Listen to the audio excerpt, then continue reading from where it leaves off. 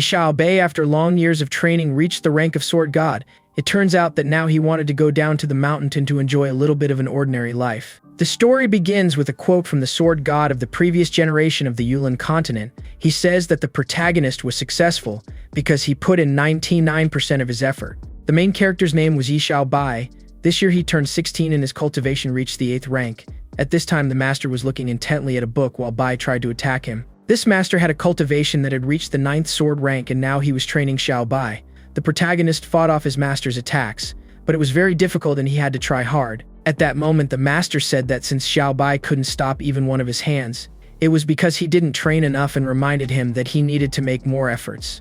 Bai's eyes lit up and he was full of determination. So he soon gathered all his strength. Quickly Bai was able to repel the master's attack and his whole body was enveloped in energy, which meant that he made a breakthrough. The master closed the book and said that Bai had finally reached the 9th rank of sword.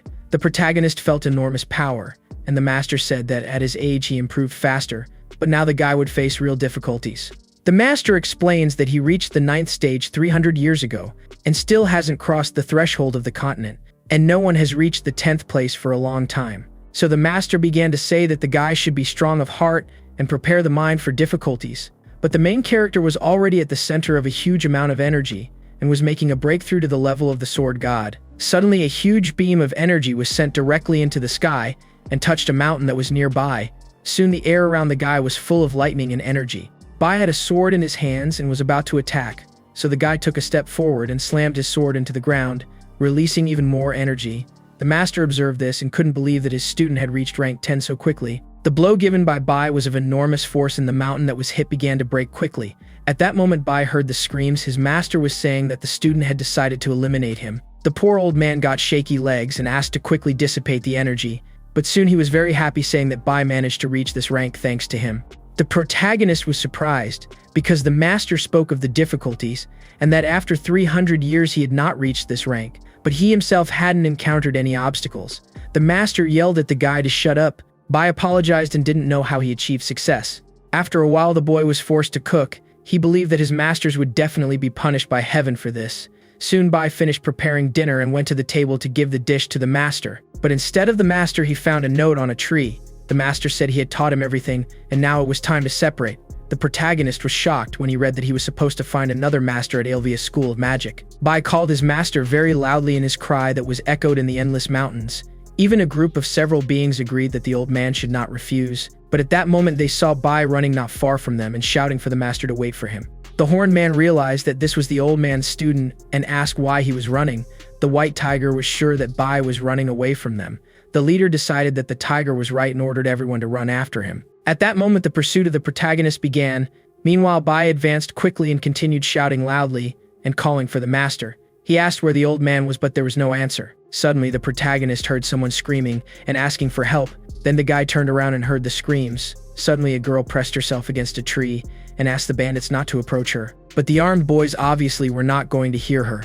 The guys approached and said that they were not bandits and that they would be kind if the girl went with them. The girl says that she was the granddaughter of the head of the Mitchell Chamber of Commerce, so if they tried to harm her they would face consequences.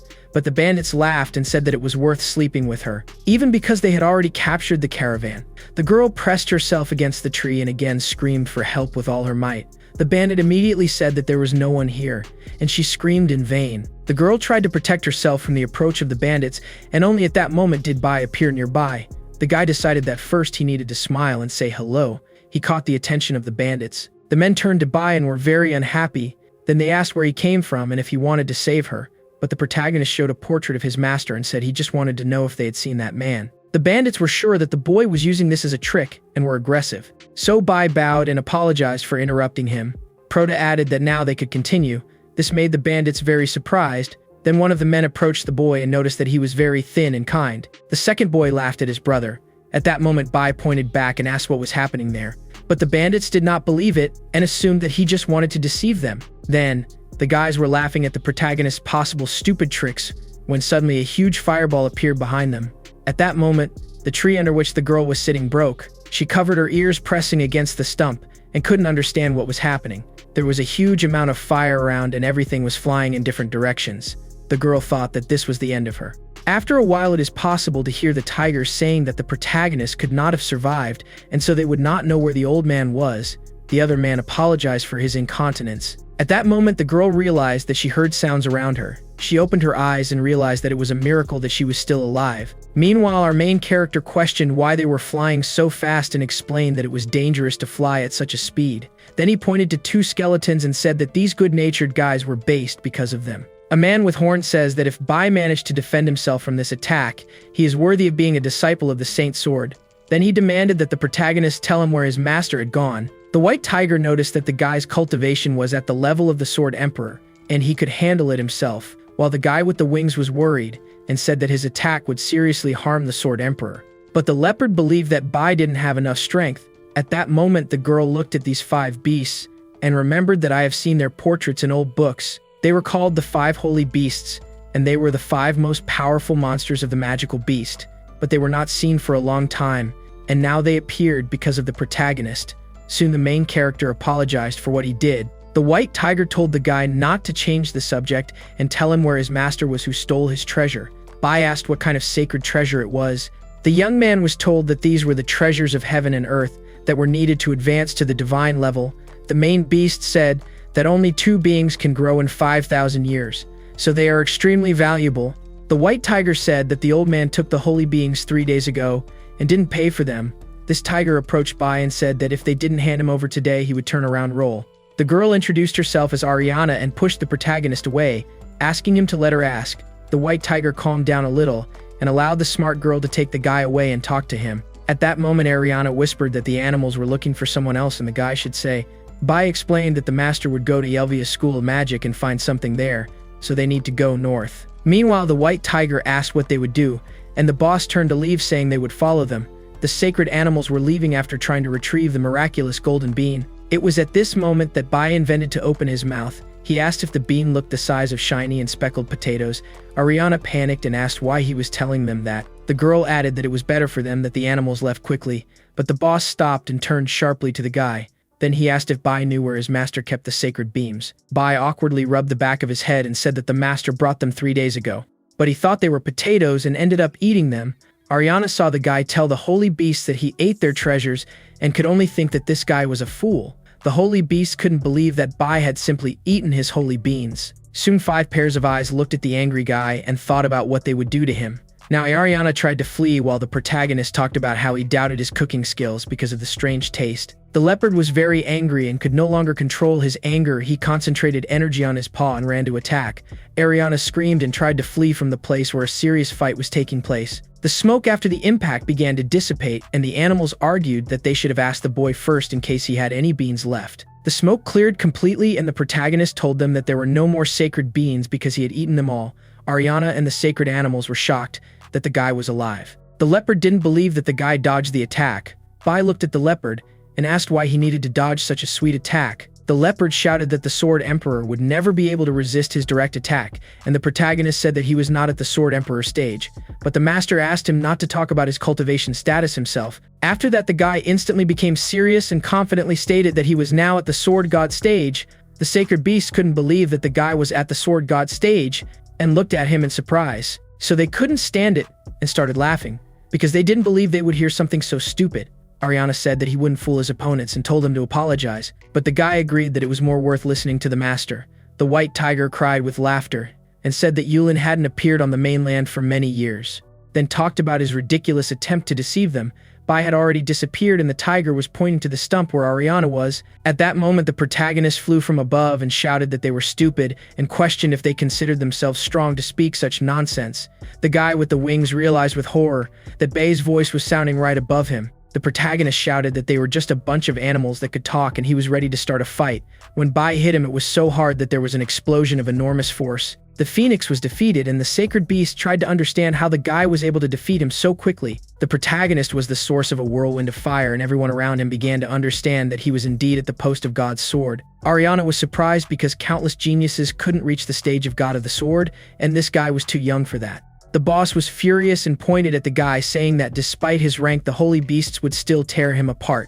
The white tiger spoke confidently that there were now only 4. but his friends didn't listen to him and rushed to attack the guy. The leopard ran forward and shouted for the guy not to hide and fight him on equal terms, since he was so strong. His eyes shone blue, and a bolt of enormous power was concentrated on his clawed paws. The leopard attacked and sent all those lightnings directly at bay using all of his holy beast power. The protagonist stood still and had no intention of hiding. He could strike a blow harder with just one blow of his sword. Then when he sent a blow with his energy towards the lightning, they dissipated. Then the protagonist continued advancing. The leopard was shocked when he realized that his strongest blow was easily repelled, and he himself is now in the path of a very strong attack. The leopard fell a little in his senses and managed to jump to the side in fear. He screamed in horror when he turned around and saw that Bai's attack had split the mountain into 2 equal parts, as if it was nothing. So the leopard froze and didn't want to engage in battle with the guy anymore. He realized that he couldn't even realize the size of the gap. The snake assumed that along with the spiritual force, it was necessary to use the physical. So the most important thing is to concentrate the blow on one point. The beast was confident of success, as it was able to greatly accelerate its body on its impenetrable scales. However, Bai repelled the snake's attack without even using a sword. He was indifferent and said that the snake talks a lot. At that moment, a white tiger appeared behind the guy and attacked him with its claws. The boss saw this and praised the white tiger for thinking about hitting Bai in the blind spot. The protagonist continued with his back to the tiger, but he was completely fine. The smoke was flying around him as the impact was really strong. It turns out that instead of harming Bai, the white tiger broke his claws. He looked at his hands in a panic. Bai turned to him and asked if he was a kitten. The white tiger fell to his knees in front of the guy, and Bai started to pet him and call him Mio. The boss saw this and couldn't believe that the guy really dared to humiliate the holy beasts. He shouted that he wouldn't tolerate such an attitude from the guy because it was unbearable. Suddenly, a huge, strong dragon tail appeared under the man's cloak, and he soon took off in the air. The boss turned into a huge dragon. He was furious and wanted to fight. Ariana was scared, and Bai admired the beautiful black dragon. The white tiger observed this and thought that now everything depends on the boss. The black dragon flew even higher, and a huge spiritual force began to gather around him, and the guy observed it from the ground, and Ariana shouted that spiritual power is too scary and they needed to go. The white tiger couldn't believe that the boss was going to use that technique. The black dragon opened his mouth and the lightning around him began to gather into a large lump. Bai said that the dragon deserves to be a leader if he can control so much lightning, and asked if his tongue was going numb. No one answered him, and the black dragon collected even more lightning to complete the technique. When all the preparations were completed, he used the forbidden technique of the sacred beast, which was called Thunder Breath. The ball of lightning flew straight towards Bai. The white tiger wanted to run away, but the protagonist managed to grab him by the tail and hold him next to him. So Bai positioned himself and prepared to deflect the ball of lightning that the black dragon sent at them. After that, he raised his sword and sent it to find the ball of lightning that the black dragon fired. The dragon hovered in the air and continued to channel his spiritual powers to attack. His attack seemed stronger than the protagonist's, but Bai had no intention of retreating and seemed confident in his qualities. The dragon continued to channel his spiritual powers for the lightning ball. The ball and the protagonist by spiritual energy met in the middle. Bai, by the spiritual power concentrated in an energy beam, destroyed the lightning ball from the inside and approached the black dragon's body. In the next moment, the protagonist, by spiritual energy beam, completely dispelled the other's attack and pierced the dragon. After the spiritual forces dissipated, the dragon began to lose everything. There was a huge hole in his body, and he opened his mouth. There was a lot of red liquid due to the huge wound on his body. Bai watches the black dragon fall and sees he won and saved his life. On the other hand, he understood that everything happened because of him, since he ate those 2 dishes. At that moment, the leopard treated the chief and asked him to forgive them for their mistake. The black dragon said that he did not specifically attack the sword god. Bai leaned on the white tiger and said that they should control themselves regardless of whether they are people or animals. The black dragon cried, apologizing for the 2 men who were eliminated, and sincerely thanked the boy for his forgiveness. The protagonist petted the tiger and said that for such a mess, the animals should somehow compensate, since words alone are not enough. The black dragon said that they were ready to give him the tiger as a gift. At that moment, the white tiger could not believe it.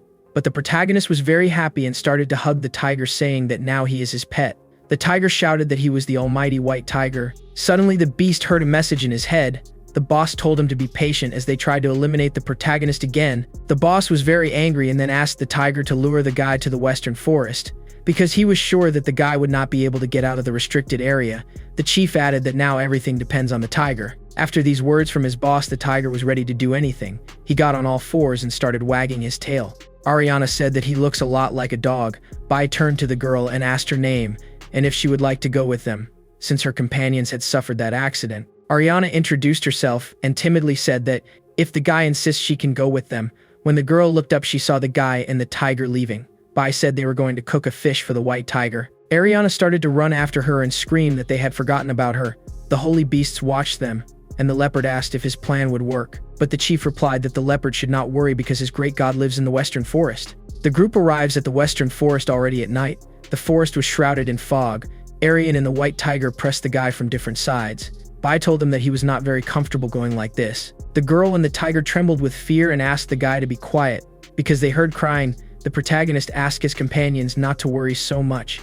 He pointed and said that these sounds were made by birds. Ariana and the white tiger looked at the place where Bai was pointing and were convinced of the veracity of his words. On one of the highest branches sat a bird that sang melodies that resembled screams. The girl said that the petioles were very beautiful and asked what kind it was, but the white tiger didn't know and asked the guy. The protagonist didn't have time to answer them because the bird turned the other side towards them, and they saw its deformity. Ariana screamed in panic and fear, but Bai calmly stood behind them. Because of the very loud cry of the tiger and the girl, all the birds that before were sitting on the branches left their places and surrounded them. The protagonist looked at the birds carefully and said that they were very cute. But his companions did not agree with this. Ariana covered her ears and shouted that these birds were watching them and that they should not have entered this forest. The white tiger trembled in fear and said he just wanted to take a shortcut, and he himself hoped Bai would leave him alive. The protagonist asked if they didn't like the forest, and Ariana fell to her knees, screaming that it didn't make sense because they weren't leaving here. The guy took his sword and took it out.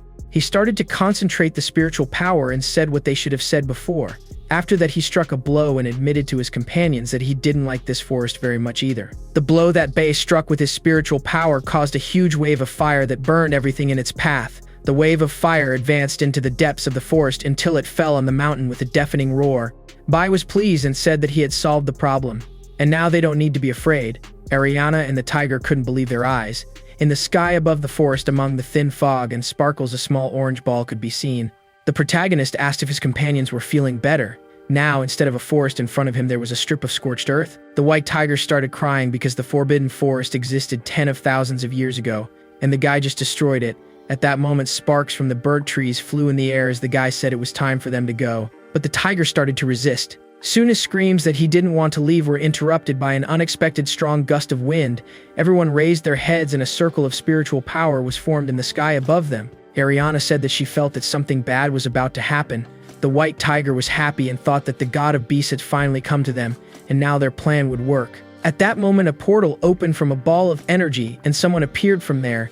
This someone asked how the pathetic boy dared to destroy his forest. Ariana realized that they had entered Lee's forbidden forest, into which not even sacred animals enter, and the tiger watched everything from the side, and a huge black silhouette with horns and an axe began to scream. He asked how they dared to disturb the deity and then shouted that this would be the end of them. Then rushed to the attack. The girl, unlike Bai, was very scared. The deity swung his sword, which quickly increased in size, and hit them from above without leaving the portal. The blow fell over a large area and the white tiger was thrown next to the stone he was lying on. The deity looked down carefully and realized that despite the explosion of the surrounding area, something had gone wrong. The deity tried to lower his sword and fully touch the ground, but felt resistance and realized that he could not do it. When the smoke and spiritual power dissipated, the deity saw that the guy had stopped his sword. The protagonist asked why he was so weak. The white tiger lay on the ground not far from the epicenter of the fight and tried to ask the god of animals to destroy the guy, but the tiger didn't have time to fix it because the deity was furious that Bai called him weak. So he raised the hand in which he held the weapon and put even more force to attack again. However, Bai was surrounded by a shield and said that he was giving the god 10 seconds where he could use all his powers. Then he started to count, but then asked God to forget about it. He said that the enemy was too weak, and when the previous attack dissipated, he raised his arms with the sword upwards. Excess directed his blow at the portal. God saw that a powerful attack was approaching him, and he was confused because he had never seen anything like this before. Since the beast god didn't dodge the portal, the beam hit him directly, and the silhouette in the sky immediately disappeared. Meanwhile, the holy beasts were coming back, and the leopard wasn't sure they had done the right thing. The serpent said he didn't want to anger God. The black dragon was sure he should have prepared an offering, but he shouldn't have left the protagonist alive. Their conversation was instantly interrupted when a flash of very bright light appeared behind them. A ray of light rushed into the sky and illuminated everything around so intensely that it seemed like it was no night outside. The animals turned around and realized that the forbidden forest was in the same direction. The boss assumed that the protagonist was destroyed, but the leopard noticed that the guy's energy was felt on the beam. The dragon released the unconscious phoenix he was dragging and realized that the leopard was right. This beam was created by Xiaobai. This means that his plan failed. The dragon did not believe it, and after some time the area was again illuminated by the moon and stars. At that moment, the protagonist said that he must have become very strong since he provoked him with a blow. Ariana couldn't believe what happened, and while she asked if it was really a god, he noticed that the tiger was not around. He turned to find it, and saw that the white tiger was trying to run away from them without being noticed. Then he asked where his Mia was going. Immediately the tiger rushed to hug him. But soon Bai's happy atmosphere was interrupted by a loud voice that asked how the boy dared to destroy his divine body. Soon a huge portal began to appear under the guy's feet, and a voice shouted that it would teach him a lesson. After the portal disappeared, but a hole appeared under them. Ariana and the tiger panicked when they fell. They screamed and flew down for a long time. This hole turned out to be deep. Soon they were expelled by another portal. The white tiger and Bai hit each other painfully when they fell. Ariana ran to the boy and apologized that her magic control was too low and she couldn't help them. Bai said that he was not injured and raised his head. Looking around, he was very surprised because ahead there were a large number of different bones, as well as huge swords sticking out of the ground. The protagonist continued to sit on the ground looking around, and then asked his companions where they had ended up, then questioned stepping on bones if this was an ancient battlefield. Ariana said that she read about the war between demons and gods 10,000 years ago. Bai assumed that this was the location of this battle, but the guy was unhappy and didn't understand why they were kidnapped and sent to this strange place. The girl said that they needed to get out somehow, and the boy suggested making another hole. The tiger wasn't sure if this was a good idea, but the protagonist was determined to try to get out of this place and hit the ceiling, but despite all his strength, nothing was damaged and the only trace of the impact was smoke. Bai tried again, but realized that there was some kind of barrier that was blocking his attacks. Ariana was worried that not even Bai could break the barrier. The tiger kept looking around, waiting for the dragon god. At that moment, the protagonist stood on top of a huge skull and said that he would definitely make something up, but asked the guys to stay away. When he finished talking, he saw that Ariana was pointing to something behind him, in a panic. Then he turned to see what scared them so much and was very surprised when he saw. Right behind him there was a huge dragon skeleton that overflowed with spiritual power. Bai was impressed because he thought he would never see a skeleton in motion. Ariana says that she read in the ancient books that 10,000 years ago, the magic mountains of beasts had a war between the gods and demon. The white tiger was very happy and mentally asked the Lord God of Dragons to save his relative. The huge skeleton rushed to attack the protagonist, who managed to dodge. The beast broke its skull, but then opened its mouth and started shooting energy balls at the guy. While Xiao Bai was still in the air, he didn't expect that such an attack would take the enemy so little time, and he understood that he wouldn't be able to dodge in a jump. The white tiger ran up to the girl, screaming that it was the explosive breath of a dragon and they must lie down. After that, there was an explosion deafening in the place where Bai, Ariana, and the tiger lay on the ground covering their heads, and the girl created a magic barrier to protect them. At that moment, they saw the fire and thick smoke in front of them. Ariana asked the tiger where the protagonist was. Because of the smoke, they could not see anything. After that, the head of a skeleton appeared from the thick smoke, but the protagonist has not yet been found, so the white tiger was delighted and began to shout that the god of dragons had finally won, which surprised Ariana a lot, but the skeleton's head fell to the ground, and when the smoke cleared, they saw Bai, who quickly asked why the tiger was happy. The guy couldn't believe that the protagonist was unharmed standing after the attack, so right after he fell to the ground, and Bai asked if he was injured, but the girl explained that her faith had failed. Suddenly, a strange voice intervened in the conversation, saying that she now understood why the guy behaved like this in the forest. Soon a purple cloud of energy appeared next to them again, and a voice said that Bai is really worth paying attention to. The white tiger immediately regained his senses, and was surprised that the dragon god only appeared now. Ariana considered this behavior suspicious. Bai looked at the portal and asked in surprise who this voice belonged to. The face of a man with thick red eyebrows, mustache and beard appeared in the portal. The armored man then completely exited the portal and introduced himself as Elder. He had claws on his hands and horns on his head. This was the god of dragons. Bai bowed and apologized for having disturbed him. Then he asked to let them go as he was after his master. The god said it was possible, but he was bored here and the guy was a worthy opponent that he would like to fight. The protagonist was surprised and realized that the man couldn't get out either because of old age, so questioned if he was lonely. Immediately, an awkward silence fell between them, and the dragon god didn't answer this question. After that, the man lowered his sword and said that he would fight with the gang sword that he got after defeating the holy sword. Ariana noticed that the man had not answered the previous question, but the tiger was sure that God was not lonely. At that moment, Bai also decided to talk about his sword. He said that his name was Gaohai and found him at the foot of the mountains. The dragon god shouted that it was time to start the battle and threw the gang towards the guy who was attacking him. The sword flew straight towards the protagonist, and the dragon god could control him from afar. Bai stood up motionless and looked at the approaching sword and prepared to deliver the blow. When it flew close enough, Bai chose the right moment. He crashed and the gang broke into small pieces right in front of him. The dragon god was delighted with such an interesting opponent and prepared to test him further. The protagonist agreed to play and said he hoped the man would tell him about the exit. When they finished, the god started laughing out loud and said he was very interested and was ready to start the fun. More swords with different elements appeared in the air, and loud, the god was about to attack the guy with the swords of fire, ice, earth and thunder, which flew to attack Bai. Ariana shouted about the legend on the dragon. God collected the swords of his opponents with different elements, and if the sword collides with the opposite element, it will break. The protagonist hit the fire sword, and it broke. After that, he easily struck the blow of the sword of thunder and broke it as well. This surprised God. Soon a sword with the earth element appeared right in front of the guy, but it also broke into pieces. God was shocked because the guy defeated all the swords, which meant that Bai had the rarest dark element. The protagonist shouted that he didn't know anything about it, and his ᴄᴏᴘᴘᴘ was a good sword. God at that moment says that he would be happy to complete his collection. The next moment, the sword of light began to appear in his hands. God says that with this sword he could defeat Bai, and soon ordered the guy to continue the fight. Ariana was outraged with the dragon god taking to his collection a sword that was useless in all battles, except in this case, but the protagonist would not retreat and ran towards the dragon god to continue the fight. The god swung his sword and shouted that he would attack from above and cut the prota's sword. Soon Bai and God met with the swords, and a very bright light began to emanate from their blades. This collision created an explosion that forced the opponents to disperse in different directions. Bai slowed down and went down, saying that God was too strong.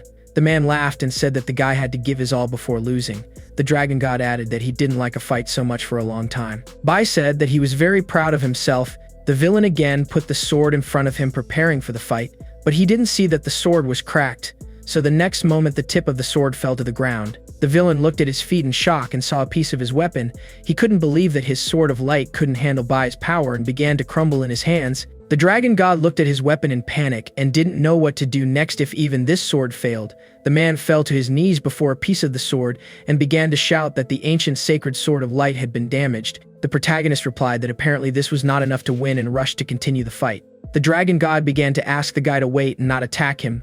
The white tiger was happy. The god and Ariana noticed that the tiger did not understand what was happening. At that moment, Bai struck him again and another piece of the sword of light broke, causing panic in the man. The dragon god began to scream when he saw that only the hilt of the sacred sword of light remained in his hands. The protagonist raised his hand for another blow and asked the man to warn him when he gave up. After that, he hit the unarmed villain so hard that the man's prosthetics flew. Ariana watched the fight and was delighted that the protagonist was motivated even against a sword that had advantages. The white tiger realized that the dragon god was losing and began to cry because he couldn't help. Despite this, the white tiger decided that he would still support his master until the end. At that moment, the dragon god hid behind a large stone and started screaming that the guy had dropped his dentures and angered the old man. The protagonist quickly asked if the villain wanted to continue, and he said he would use the forbidden curse. The girl and the white tiger began to shout that the god should not do this because it would not work. But the villain was not going to back down and began to make a call to the Lord of Light. Ariana felt the tension and was very worried about how this battle would end. The white tiger also froze and hoped to see the strongest attack from God. Meanwhile, the protagonist closely observed the old man's actions and expected to see another strong attack, but instead of the expected incredible performance, they received total silence. Ariana asked what had happened, and then they saw the old man running away. He asked them to wait until he recovered. The girl asked if he really was the ancient god of dragons. Bai said he didn't know, but it was interesting.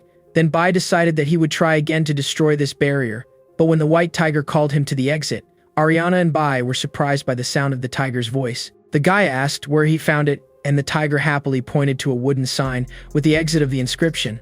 The guys asked if the white tiger himself had written it, because the ink was still fresh. So Bai pulled the skull back and saw that there was indeed a pit there, and although it looked suspicious, it was worth a try. The girl immediately asked if it was a trap, and the protagonist jumped, saying that later they would see.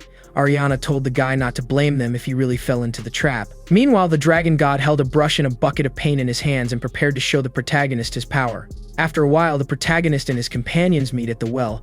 There was a strange blue room around them. In the center, there was a stone with some blue lines that stretched, and a huge seal was drawn around it. The white tiger said that he knew that the stone needed to be activated using internal energy, Bai wanted to do it himself, but the white tiger said that he is one of the sacred animals and now wants to show what he is capable of. So the sacred beast touched the blue stone with his paw and said that he would simply inject some internal energy. The light suddenly turned pink and the white tiger shouted that that thing was rapidly draining his energy. The pink light got brighter and the white tiger started screaming as the energy quickly seeped into the stone. The boy and the girl started running towards him. Ariana said they need to stop this urgently, or he will base. The protagonist ran up to the white tiger and started pulling him strongly towards himself, but the beast said that the formation was about to break. The guy wanted to destroy the stone pillar and Ariana said that something terrible could happen. The girl noticed that the pillar was gradually catching fire and they needed to pour more internal energy into it to get out. Bai said that it would be easy for him, although a lot of internal energy is needed. Meanwhile, Ariana couldn't believe what she heard and didn't understand how simple it could be. Bai stood behind the tiger and said he would help him. Then, he touched the tiger's back and started to transfer energy. The white tiger felt someone else's internal energy and screamed even louder than before. Ariana saw that the stone pillar continued to light up and shouted in disguise that everything was working. Bai transferred even more internal energy to the white tiger and said he was ready to hand it all over. The seal around the stone pillar was already almost completely burning and Ariana shouted to the guys that there was very little left. After a short time, the entire seal shone with a bright pink light and was filled with someone else's internal energy. When they finished the seal and the stone pillar lit up with a golden light, and the guys were happy that they had succeeded. Bai was worried about the beast and asked how he was feeling after such an ordeal. The white tiger felt very tired and trembled everywhere, but he said he was fine. At that moment, the dragon god saw a bright blue light break through the well, where the exit was located, and cried when he realized that after 10,000 years he would be able to leave this terrible place. After a lot of internal energy, the illusion of a man appeared, and he laughed at the dragon god. Then he asked how long the man had been sitting here. He added that he hoped that, after so long, the god had become kinder. The protagonist and his friends heard the message and were surprised. Ariana realized that that man had imprisoned the dragon god and was a very strong person. The message was coming to an end and the man said that they only needed to speak the password to return to Earth. Then the man solemnly shouted that they should call him Daddy and begged to go. At that moment, the guys felt very embarrassed and everyone thought that man was cruel. Bai was embarrassed but understood that this was the only way to leave this place. He was about to say that when the god of dragons called them. The guys turned around and God looked very sad. He says he didn't come to fight and just wanted to ask if they would take him with them.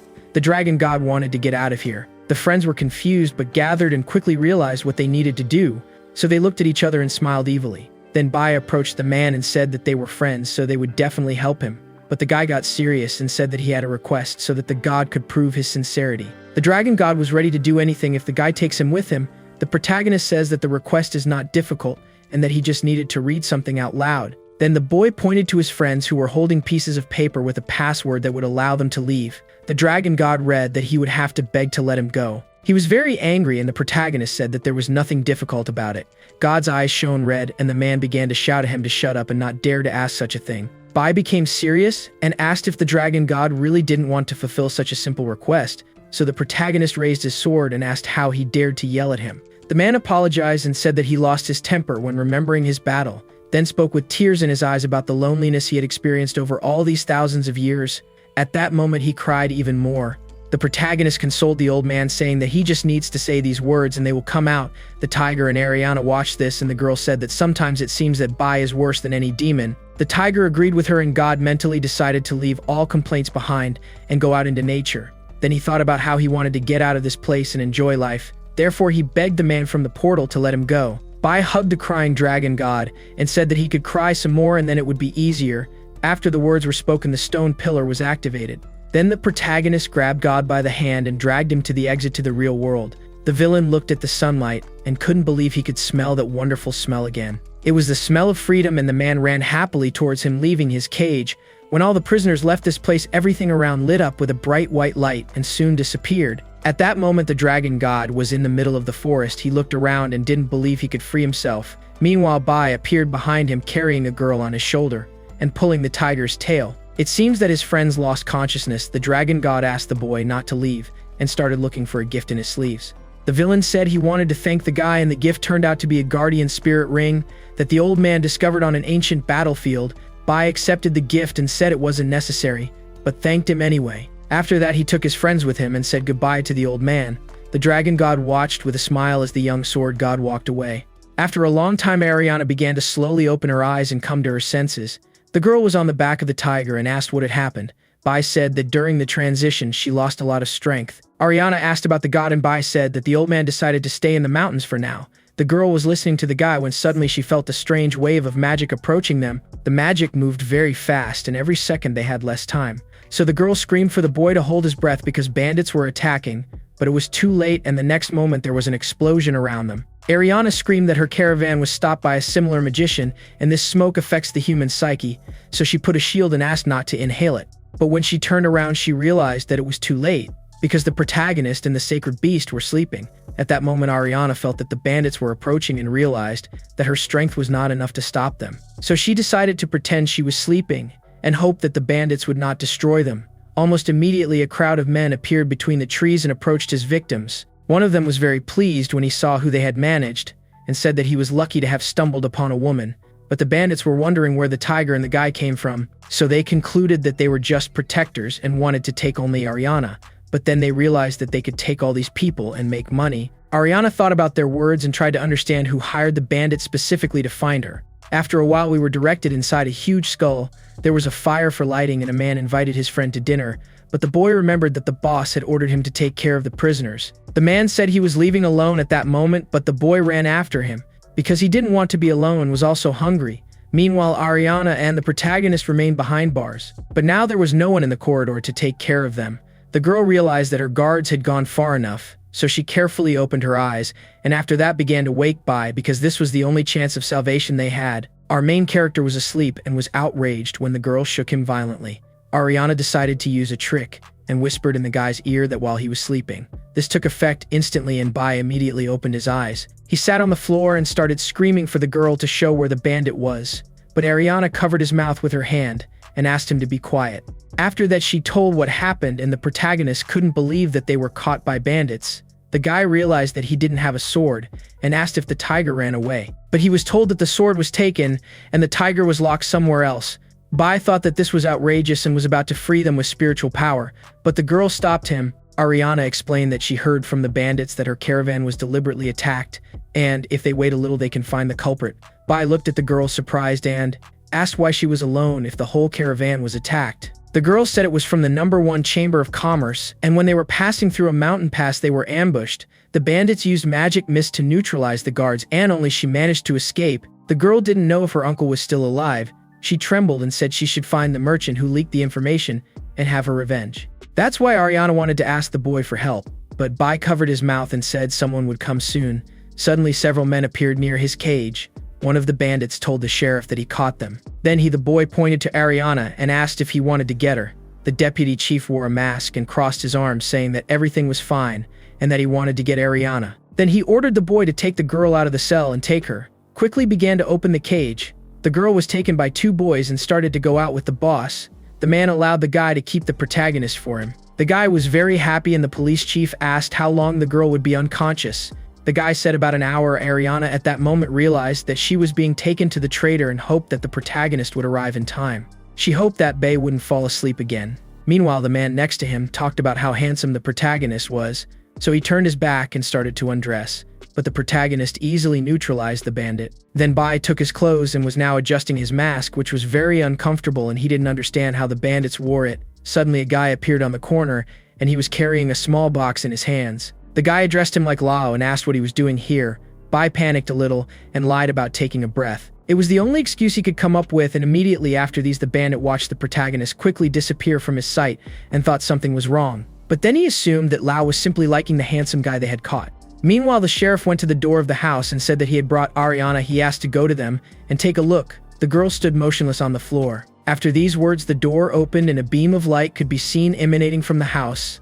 Ariana opened her eyes and tried to see from her place who exactly ordered to pick her up. It was a grown man with a scar on the right side of his face. He promised to send the reward the next day. The deputy chief said he trusted Brewster, and Ariana realized that this was her uncle. The man said the girl would not be able to escape and ruin his plan. Ariana stopped pretending to be asleep and attacked Uncle Brewster with a wall of flames. As she stopped him from approaching, the man laughed and said that the girl was worthy of the Mitchell Chamber of Commerce. Ariana, very angry, was ready to use fire magic. She said that she was not prepared for him to reveal himself as a traitor, so Ariana questioned why he did it. The uncle replied that it was all because of the old man who chose the older brother's daughter instead of him. Then the uncle shouted that the old man had no right to choose a stupid girl like Ariana over him. Ariana was shocked, and the man blamed the old man for his attitude and said that now he needed to get rid of her. Ariana didn't believe all these words and started screaming that Uncle Brewster couldn't do that to her. Ariana reminded him that as a child he took care of her, took her fishing, and taught her how to ride horses. The girl remembered that Uncle Brewster received her scar while protecting her on one of his trips. But the man just arrogantly looked at the girl and said she was stupid and revealed that this was all part of his plan. Ariana cried because she couldn't believe that all the care she felt from her uncle wasn't real. At that moment, the man created a sword and ordered the girl to go to him because she needed to go back to the old man. But Ariana wasn't going to give life to such an easy person and started to attack with fire magic. Meanwhile, the main character ran along an empty street and tried to remember the girl's name and find where she was taken. Right after he saw a pillar of fire rise and realized that he had found her, Bai assumed that the girl was probably in the same place as the fire, so he started running towards her to make sure she didn't get lost. Bai decided to go straight and destroy the houses that prevented him from passing. But the prota soon heard a scream from Ariana. The uncle made a cut on her shoulder and she couldn't help but cry in pain. The girl started to retreat but tripped. The man said that Ariana was a burden to the Chamber of Commerce and that they should have gotten rid of her sooner. Then Uncle Brewster smiled broadly and told the girl that he would now correct her mistake. She sat on her knees and attacked the man with a fireball. But it was useless because the uncle dissipated his attack and was about to deliver the decisive blow. He shouted to the girl to prepare for her end, but he couldn't finish what he started because a strong gust of wind forced him to plunge his sword into the ground. The next moment the girl disappeared. The bandits didn't understand where she had gone so fast, but soon a guard saw Bai with a girl in her arms in one of the towers and pointed to show everyone where she was. The protagonist held the girl in his arms. He called her Anna and said he arrived at the right time. The bandits were surprised because they thought that was Lao and did not understand why he saved Ariana. But the deputy chief realized that it was a different person. He pointed to the main character and ordered him to immediately confess who he was and what he was doing here. Bai wanted to introduce himself and tell the bandits everything they asked for, since they were interested, but Uncle Brewster appeared behind him and shouted for him to go to hell no matter who it was. The man's blow destroyed half of the building in which Bai was with the girl. The deputy boss was annoyed that the man had ruined his work and yelled at Brewster to compensate them for the destruction. Obviously, the protagonist managed to dodge the blow and was now carefully descending with the injured girl to the ground. He put the girl down and asked if his own uncle was really a traitor. Uncle Brewster was not far from them and said that it was stupid of the guy to act like a hero. Then the uncle apologized to the sword and said that he would immediately feed it. Ariana recognized the sword that was stolen 3 years ago and her father had to apologize. Personally, Uncle Brewster ignored the girl and told the protagonist to grab his gun because things were getting serious now. Bai said he would look back now because he definitely saw her somewhere here. Ariana asked what he was looking for. Bai pulled back a bit and said he had already found it and bent over the ground. Ariana didn't understand what she found there.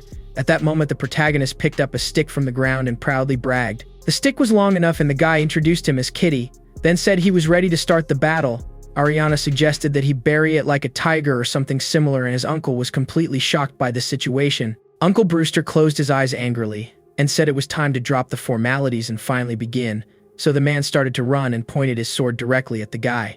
Bai defended himself with a stick and the man said he was stupid if he expected to win with a broken piece of wood. Ariana was worried about the main character and said that uncle was a cultivation genius. Then she thought that Bai couldn't handle an ordinary stick. At that moment, Uncle Brewster said that today he would demonstrate the technique he had been training for almost half of his life. The man got up a lot to attack with the Great Dragon Cut. At that moment, he was injured by the enemy staff. While Uncle Brewster talked about how stupid the guy was, the protagonist managed to hurt him calmly. The man looked at the wooden stick that was coming out of his chest and couldn't believe it. Bai stood in front still wearing the bandit's mask and said that the man was very weak. Uncle Brewster's mouth started to pour red liquid, and he wanted to say something to Bai. The man fell to the ground and cursed at the boy.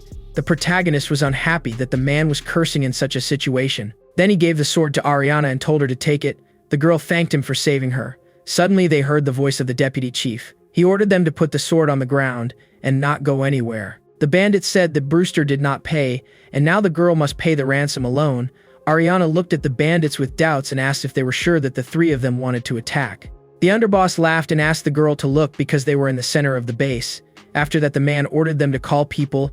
Ariana and Bai looked around surprised. The man replied that his men are numerous, and even if Bai is a master, he will not be able to defeat everyone. The man laughed out loud, and when he turned around, he saw that there was not a Razdamil bandit around. The bandit could not understand why no one came and thought that everyone was sleeping. It turns out that the protagonist destroyed all the houses while going to save the girl and injured almost all the bandits. At that moment, Bai easily dealt with the 3 remaining bandits and they begged for mercy. Soon Bai leaned towards the leader and questioned where his sword and his cat were. The boss replied that they were making a stew in the kitchen. The protagonist was furious when he realized that they wanted to eat his tiger. Suddenly he saw something very dangerous and realized that he was approaching the girl. So he left the bandits and ran to protect Ariana with himself. Lightning strikes the protagonist and the girl was very worried when she saw smoke coming from the boy, but she did not realize that he had been injured. The bandits were happy with the boss's return and asked for help to deal with the boy as soon as possible. The bandit boss was a very tall man and wore huge armor. He held the protagonist's dark sword in his hands. The man was very angry that the base was destroyed and said that he would crush everyone's bones so that they would feel like a living corpse. The man couldn't say anything more because he was surrounded by the bright light of Bai's sword and spiritual power. In the end, nothing was left of the bandit chief except for the dark sword that belonged to the main character. Quickly, the sword started to fall from the roof, and the guy easily caught it. He angrily said that anyone who used other people's things would deserve hell. At that moment, the bandits saw that their boss was defeated in a second and felt despair. The evil Bai ordered him to be taken to the kitchen. The bandits were already very beaten and scared, so they immediately agreed to comply with the order. The protagonist opened the door that led to the kitchen and shouted that he would save his cat. But he saw that a white tiger was lying in a large basin and looked nothing like someone who needed to be saved. The tiger was completely relaxed in the water along with various spices. Xiaobei and Ariana froze. The girl said that it seemed to her that the tiger liked everything. Bai smelled it and said that it smelled very good. But the girl started to yell at him.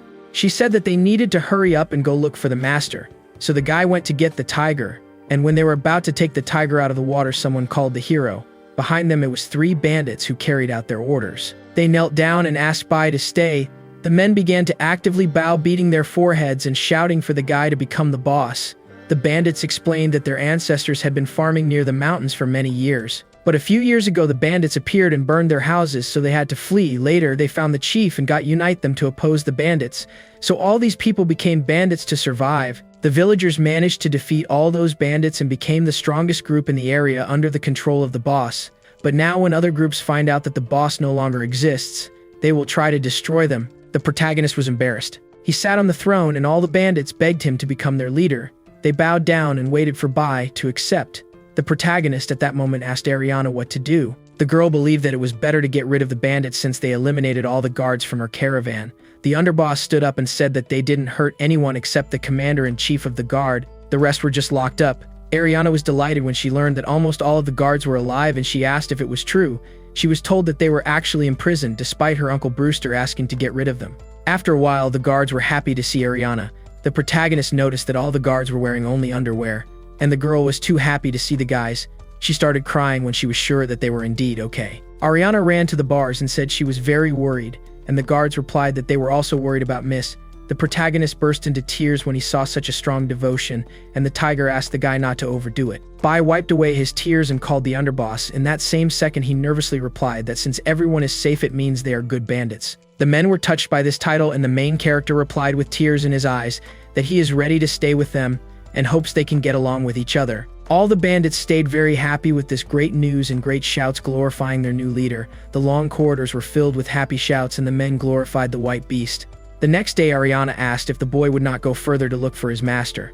The protagonist said that he wanted to take care of the safety of the bandits first and asked the girl to be careful on the way. Ariana said that she would be happy to help him when he finished family affairs and suggested that he come to visit her because he would be welcome.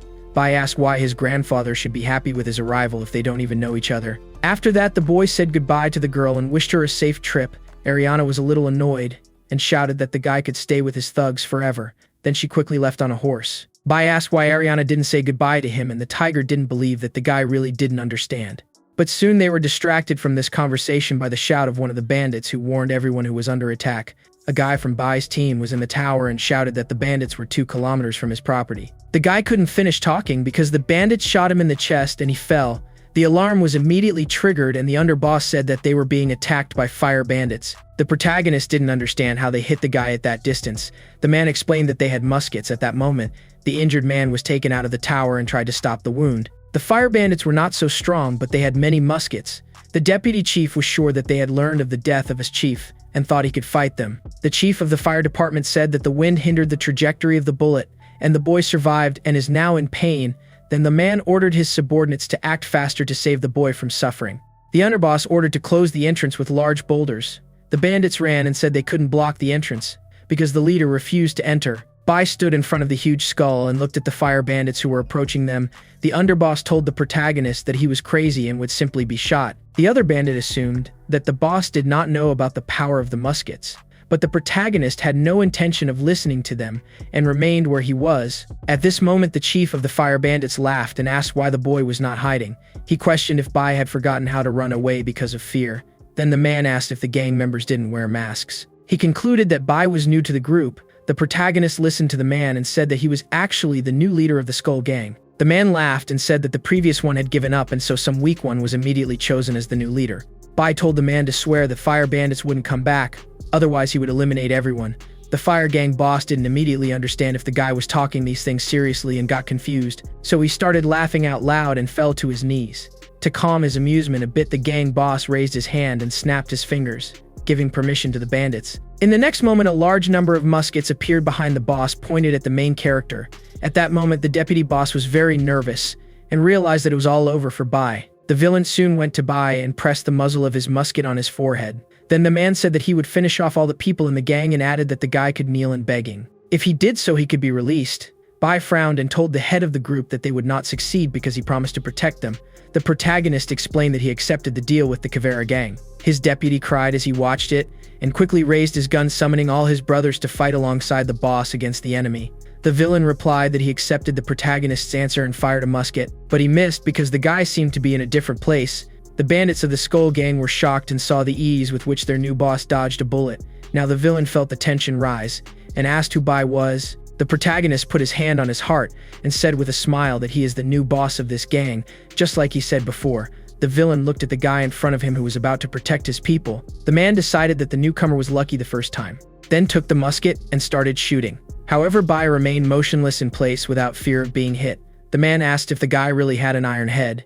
Then he turned to run away and shouted that he would come back to deal with them. Bai called the tiger and he instantly jumped out of his hiding place and went after the man. The white tiger hovered in the air right above the villain. He was very happy to finally be able to deal with someone. At that moment, the beast asked the man where he was going and using his enormous strength pressed the man to the ground. The gang boss was covered in red liquid and shouted for his brothers to shoot and not worry about him. The bandits from Bai's team panicked and realized that a large number of bullets were about to fall on the tiger. The rival bandits fired simultaneously from their hiding places, and the shots made a lot of noise. The white tiger looked up and saw a huge pile of shells flying at him and was a little confused, but Bai appeared in front of him and blocked the bullets.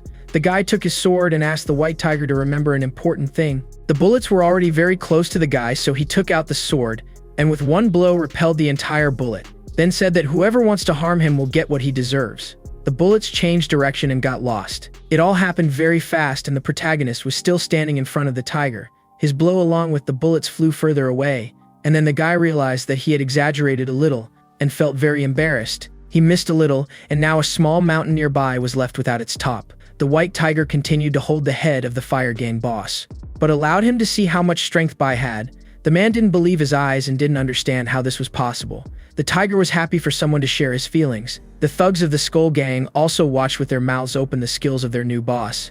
The tiger let the man go and he ran calling everyone to come out and greet the god. Bai said that the man had gone crazy. Suddenly he hears screams behind him. The men were delighted and said that they needed to destroy the remaining opponents, and with the new boss they could not be afraid of any. They wanted to take all the resources and destroy all the competitors. But the protagonist angrily refused them. The men did not expect such a reaction from him and looked at the new boss surprised. The protagonist replied that he stayed only for protection and that they should be kind and not bloodthirsty bandits. The underboss listened to Bai with speech and asked if they could steal. The main character angrily said he couldn't. The underboss awkwardly asked what kind of bandits they would be if they didn't steal and also didn't have food. Bai thought about it while the men said that they would have to starve because the harvest would not be enough. The boy thought for a while and then said that they could rob other bandits since they stole from others. The men heard the proposal of the new chief, but he wasn't sure if it would be the right thing to do. The protagonist asked to be taken to other bandits and said that it would be okay if they stole the loot.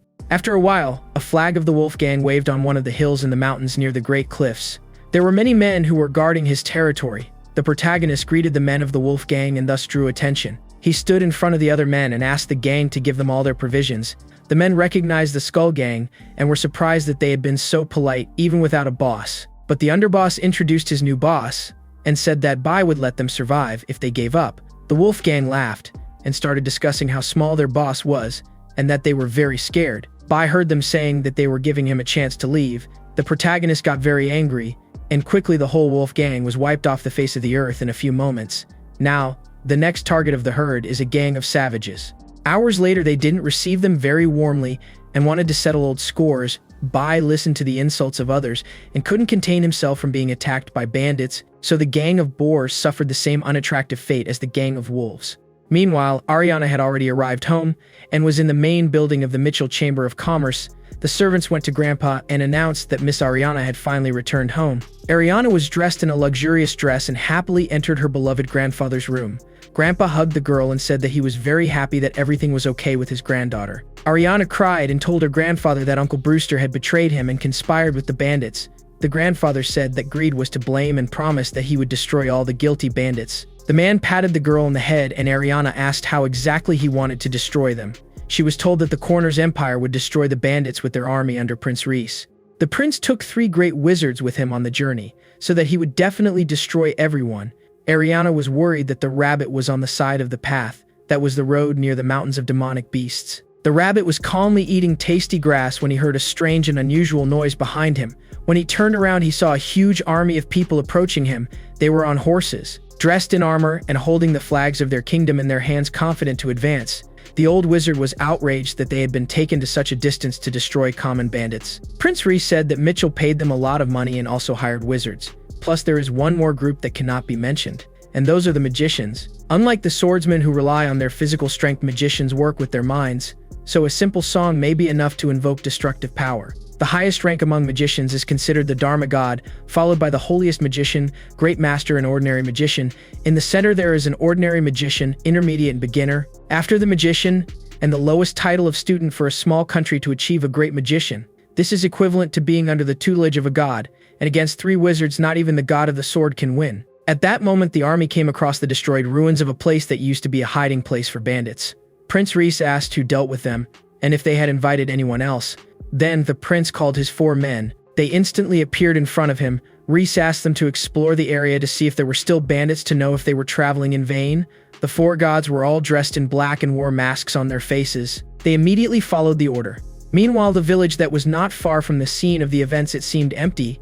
Only many bags were in the center. The old man prayed that it would rain, otherwise his village would not resist without water and food. Suddenly, the man saw that there were huge bags of food lying right in front of his house. He was very happy that now they could afford to eat a little. The people who finally wanted to eat began to approach the bags in the center of the village. The men of the Skull Gang watched the villagers from the bushes and heard them enjoying their food.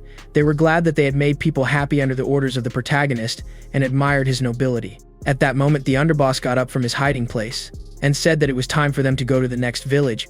But just as they were about to leave, they heard a man scream and turned back. Soon the men were shocked and saw what caused the noise.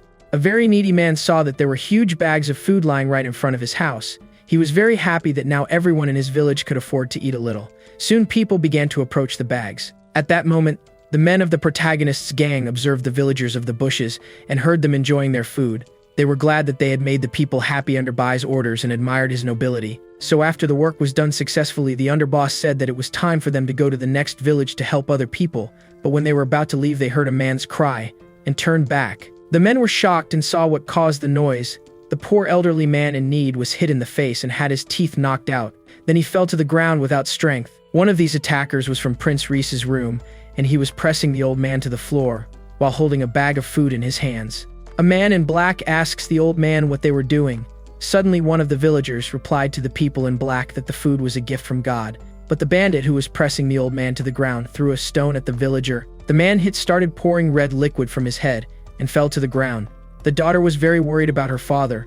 At that moment, the man in black warns that he would only ask once who brought this food here. So the old man repeated that they don't know what's going on and explained that they are just poor locals. The man in black stood up silently, and the old man ordered the food to be returned immediately. Meanwhile, the bandits of the Skull Gang observed what was happening and tried to figure out what to do. The new bandits start to take people away. so Bai's underboss sends Lao to the camp to report the situation to the protagonist. Meanwhile, the underboss adds that he himself was going to stop the men in black. At this moment, the Skull Gang rode in carts and sang about the motto of "Do no harm, good people." The White Tiger threw alcohol to those men who continued the song correctly as a reward. Our main character rode in a carriage and enjoyed his title of boss of the Skull Gang. Suddenly, a man ran nearby, shouting that something terrible had happened. Bai saw Lao and asked why he returned alone after going to the village. Lao replied that a group of bandits stole food from the villagers and also eliminated some of them. The bottle of alcohol that the protagonist was holding in his hand broke because he squeezed too hard. Bai was very angry and called his brothers from the gang to deal with these bandits. Meanwhile, Prince Ree's quartet tied up the men, children, and women. They returned to Ree's tent and reported that they had discovered bandits in addition to food and cattle in the village. Prince Ree came out of his tent with a girl in his arms, who asked if they were going to destroy the bandits. The poor villagers asked him to believe that they had not stolen anything, and the bags of food appeared on their own in the morning. At this moment, Bai's underboss told his friend that all was lost because a whole army was standing in front of them. Then he pointed to the flag and said that that is the royal emblem of the Cornian Empire. The underboss added that it was time for them to leave because the army would start repelling the bandits. He wasn't looking ahead when he ran away and ended up colliding with an unknown man. This man turned out to be a magician, and he said that he smelled dirty bandits even a kilometer away. The prince and his girlfriend saw an explosion in the trees near where they were. Reese realized that the master had found someone in the bush and sent officers there. The knights quickly rushed to the scene and saw two unconscious men, with whom the magician had already dealt. The old doctor said that the stupid didn't even suspect that bandits were watching them all this time. The prince was happy and asked to check if there were other suspicious people around. At that moment, the gang's underboss Skull stood up, despite all the injuries on his body. He said there were only two of them here. Soon one of Reese's four men hit him in the legs with a sword and ordered him to bow to the prince, but the deputy boss didn't fall to his knees despite his injuries. As red liquid dripped down his pants, he continued to stand. The underboss became very angry and asked the man why he should bow to such people. Then he spoke furiously about how they asked the imperial family many times to save them, but no one listened to him, and now they like bandits. The wizard laughed at the bandit, and one of the members of the four raised his sword to attack, shouting that the underboss would accept hell, but Prince Reese ordered him to stop immediately, then said he was giving him a chance to survive and fight him. Then the man in black gave the underboss his sword. Then the prince said that if the bandit wins, he will take the villagers and leave. The magicians were dissatisfied with the fact that the prince had started his game again and discussed that they did not want to see this scene again. At this moment, the underboss took the sword harder and was about to run to the attack. But the magicians preferred to simply close their eyes so as not to see. The underboss ran despite his injured leg to try to save the villagers. Meanwhile, the magicians continued to discuss what record the prince had set. Last time he cut a human body into pieces, and this time the prince intended to cut this man into no less than 4,000 pieces. The protagonist's friend, who was with the underboss and was taken by surprise by the magician, began to approach him. He opened his eyes and couldn't understand what was happening, but suddenly he heard heavy breathing and saw the badly injured deputy chief who could barely stand. The prince stood with his sword thrown over his shoulders and said that he didn't even need to exert himself in this fight. The friend, after seeing the situation of the underboss, picked up a stone and ran to attack the prince. The underboss began to shout that the man should not approach the prince, but the friend did not hear him. Prince Ree saw another beautiful victim who would be suitable for his entertainment and smiled. After that, the man made several movements with the ball and cut the huge stone into small pieces. Along with this stone, he completely cut the body of the protagonist's companion. The deputy chief saw everything happen in front of him. He screamed and there were tears in his eyes. He couldn't believe it had happened. The villagers also watched in horror what the prince had done and closed the children's eyes. One of the wizards thought this was a magnificent sight. The rest felt disgusted. Suddenly, one of the wizards noticed that there was some object coming from above, and it had a strange flight path. At that moment, the prince stepped on a piece of the body of the gang member's skull and said that now it was the turn of the underboss. Then Prince Reese's approached the bandit and prepared to cut him into hundreds of small pieces. But they didn't have time to get close to each other because that strange flying object landed between them. Prince Reese looked straight ahead at shock and couldn't understand what happened right in front of him. After the fall of this object, a lot of smoke came up and sparks flew everywhere. It turns out that such a strong fall created a hole in the ground, and when the smoke dissipated, it was possible to see someone else's hand. One of the wizards said that the monster had strange claws. The second corrected him and said that it was human hands. The underboss was crying and couldn't believe that the boss appeared at the last second. Our main character actually came out of the hole. He did it a little awkwardly because he had drunk alcohol before and now he was a little drunk. The prince said that not only was their leader a boy, but he was also drunk. Then he asked if the little leader would like to fight him. If he was not afraid, he could draw his sword. Reese was confident that another easy victory awaited him and enjoyed his superiority, but his laughter was interrupted by a blow to the face that caused his teeth to fly out. The protagonist continued to fight him with his bare hands, and the knights were worried because the prince was beaten by a drunk. The underboss yells for Bai to give them the best rematch. Bai focused his spiritual power and continued his revenge for everyone who was hurt by this man. Prince Ree didn't have time to react, and the sword fell from his hand. After a particularly strong blow from the sword god, he flew away and fell to the ground amidst the screams of his subjects. A knight shouted that he was about to tear up the drunk who attacked his highness. But Reese did not let them do it, and said that Bai was the first who dared to hit him. Suddenly there was a huge bump on the prince's head and he was covered in bruises, but he screamed that he didn't hurt him at all. The magicians argued that the prince was just playing with the boy, and so he allowed himself to be hit. At that moment, Reese again had a sword in his hands and said that he would give this bandit the honor of being defeated by his secret technique. Then he channeled his spiritual power to the blade and prepared to attack with 1,000 swings of the technique. All these wires went towards the protagonist, and his deputy shouted for the guy to dodge immediately. But Bai took out his dark sword and easily cut all the prince's wires. Reese felt confused when he realized that the drunk had cut everything. He didn't understand how a person could cut through the royal family's strongest technique so easily. But he suddenly felt the 10,000 cut technique on himself and realized that Bai was no ordinary bandit. The prince's body began to crumble into small squares, and in the last moments of his life, he saw how Bai protected his people. The underboss looked at the actions of our main character and realized that he had incinerated the entire camp. The mages defended themselves with barriers and tried to figure out how they would explain to the people that the prince turned to ashes. One of the mages told the second that since there was nothing left of the prince and the army was destroyed, they couldn't just leave. So the mages prepared to use the forbidden technique to defeat Bai. Suddenly forces began to form around the prota, and several letters flew around him, wrapping him in a cage. When Bai looked down, he saw a huge seal, and his deputy shouted that this was a forbidden spell. The sword god asked the guy to step aside and said he wanted to see what these old men were capable of. The deputy chief didn't want to leave him in such a dangerous situation, but he was given no choice, and Bai pushed him away. Soon a beam of enormous power passed through the center, and the sword god was trapped in the forbidden technique of the three wizards.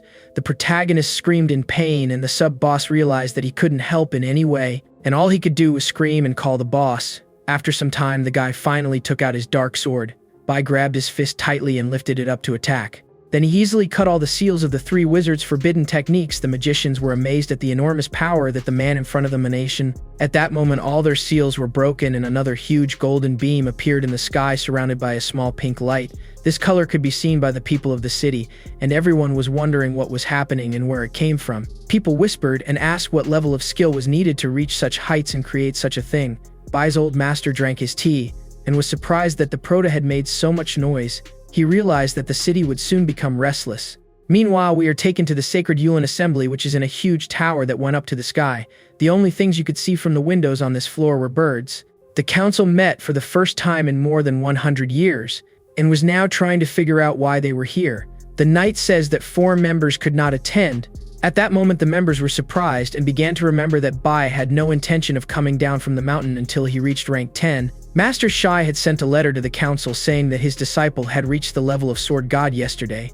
The council members realized that it was the same guy that Master had taken care of for 16 years. The goblin said that this time was too short and suggested that the Master had gone crazy to give the title of God of the Sword to the boy. 2 other members supported the goblin and said that the Master's say was always strange.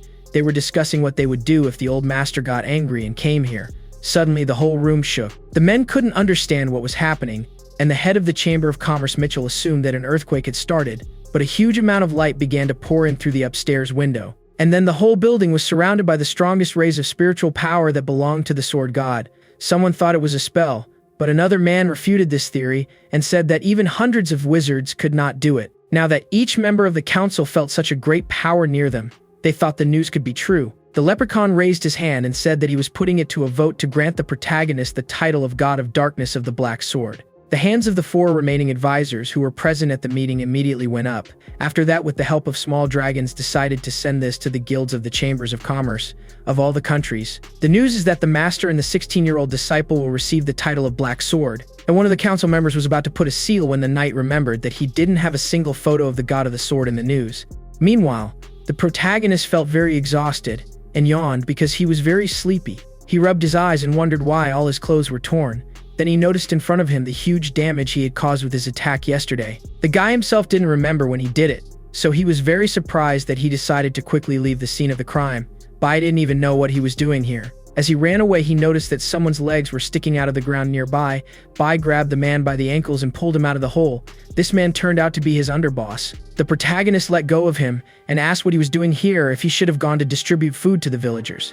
The man caught his breath and looked at the boss surprised. He couldn't believe that Bai didn't remember how he cut the heavens through the earth with his blow. The friend said that Bai was drunk, but the protagonist didn't remember anything special about yesterday. At that moment, the white tiger finally came fleeing with the army of bandits. They were ready to fight. Bai was very surprised that they were going to fight with someone. Since he didn't remember anything, the underboss started to awkwardly explain what happened.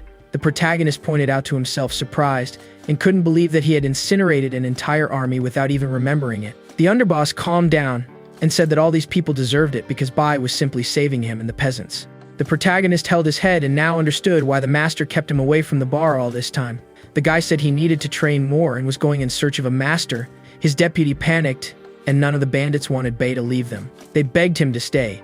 The tiger smiled happily and shouted to the bandits that he would be happy to help them, and asked them not to worry. Suddenly, they found themselves next to an army of ants who promised to protect the gang at all costs, and in return they asked to put a good word with the god of dragons. The white tiger approached the main ant and asked him not to call him by name when he was around. Then the tiger shed a tear because the sacred beast had turned into a pet. The bandits couldn't believe that such strong creatures served the white tiger and now they would protect it too.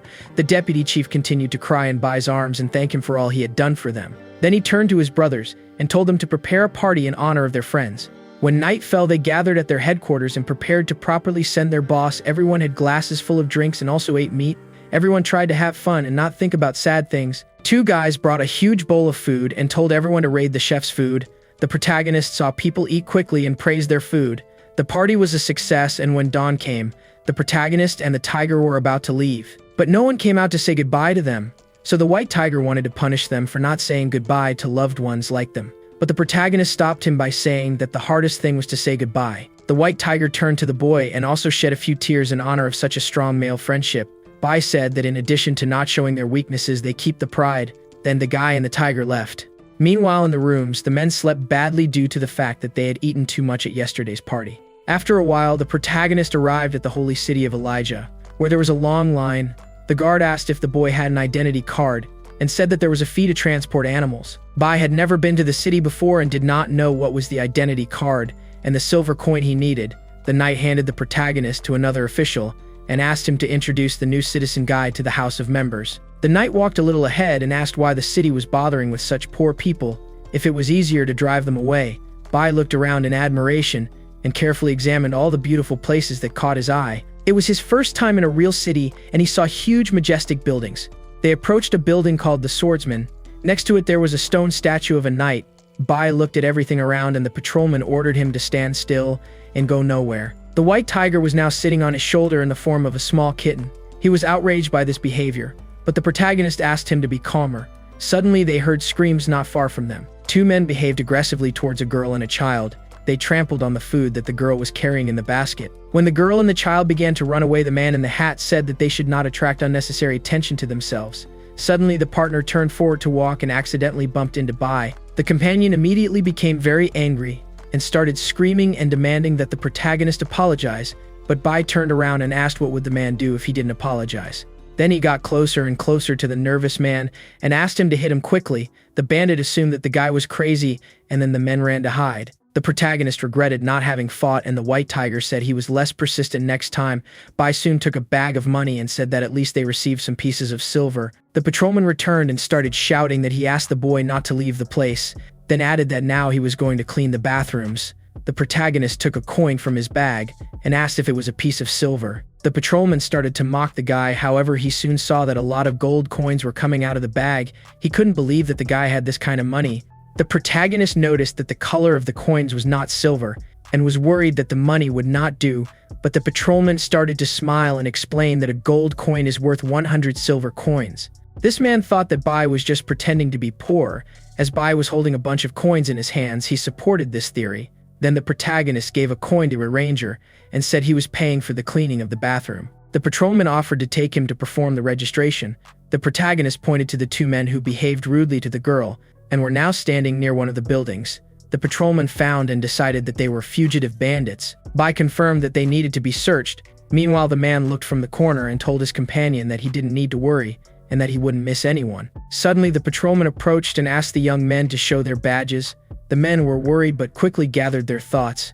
Then the man in the hat began to rummage through his pockets to provide his badges. However, he noticed that he couldn't find anything in his pockets and realized that they were in big trouble. He yelled that the two badges disappeared, and they also had no money. The patrolman didn't believe it and said that they looked like ordinary bandits and not peaceful citizens.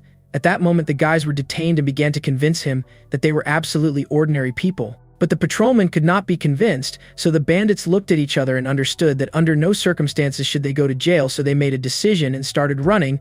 The ranger began to chase them and try to catch them. The men had to stop when a beam of light flashed over their heads with enormous force and speed. In the area where this beam of light landed, a strong explosion occurred. The ranger was delighted when he saw this and realized that it was Lord Harris himself who had arrived. Lord Harris was on the roof of one of the buildings, and next to him were his knights. The villagers were overjoyed when they saw the head of the Swordsman's Association. Lord Harris and his knights neutralized the bandits. The ranger knelt in front of him, saluting the Lord. Harris asked if they had met the god of the sword, and the ranger reported that no clues were found.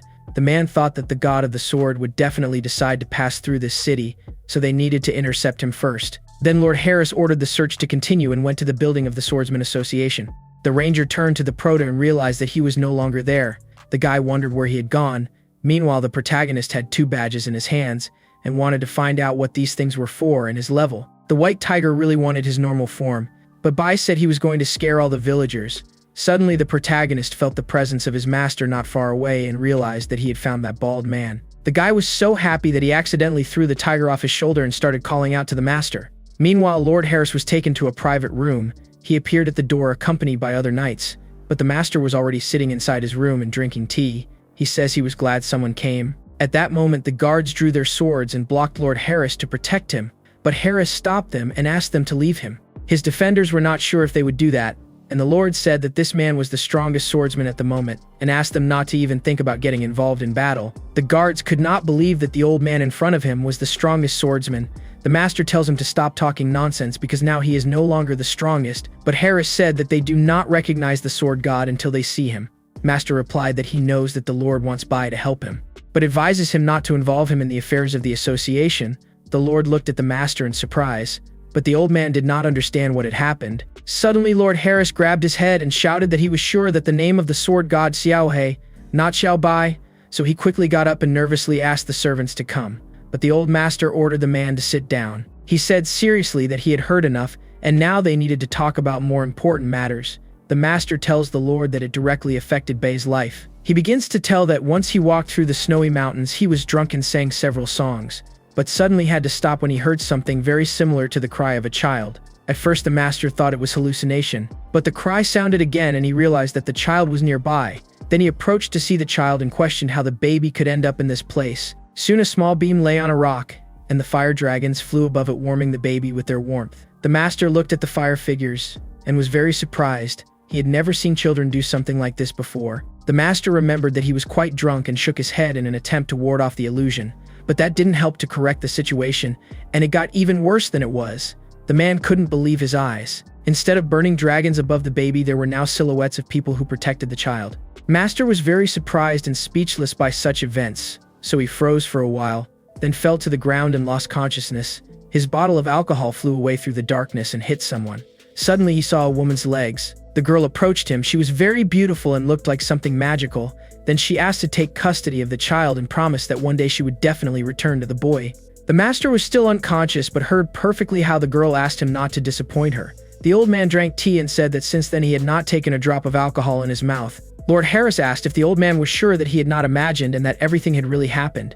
The old man said he wasn't sure about it, but even after all these years he still remembered her voice and hoped that it would come back, because the protagonist spent 10 years cultivating and now became the sword god. The master added that no one will have Bai until he found that woman. Lord Harris smiled awkwardly and started to lie that he didn't even mean to.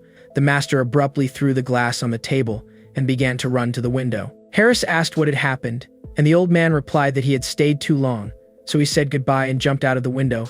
The Lord watched in shock as the man left the room, and in the next second a terrible roar was heard behind Harris.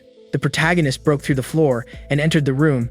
Bai felt that the master was here and started shouting for him to leave immediately. The young man promised to treat the master with mapo tofu and looked for him in every corner of the small room, not paying attention to the Lord, who observed the guy and could believe that he could be the god of the sword. At that moment, the protagonist gave the tiger a cup and ordered him to track the master by the smell.